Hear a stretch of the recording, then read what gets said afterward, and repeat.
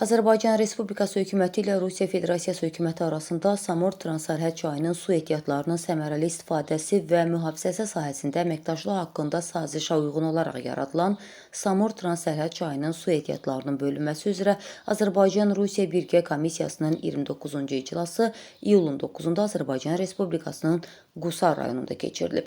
İclas Azərbaycan-Rusiya Birgə Komissiyasının Azərbaycan tərəfdən həmsədri, Azərbaycan Dövlət Su Ehtiyatları Agentliyinin tabeliyində olan Regional Su Meliorasiya Xidmətinin İdarə Heyətinin sədri Zakir Quliyevin və Rusiya tərəfindən həmsədri, Rusiya Federasiyasının Su Ehtiyatları Federal Agentliyi rəhbərinin müavini Vadim Nikonarovun həmsədrliyi ilə baş tutub.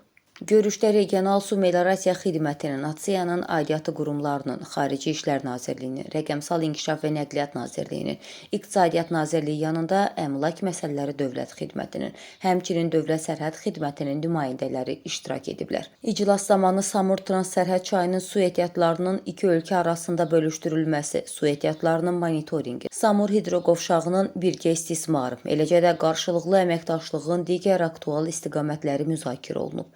Görüşün yekununda görüləcək tədbirlər müəyyənləşdirilib və yekun protokol imzalanıb.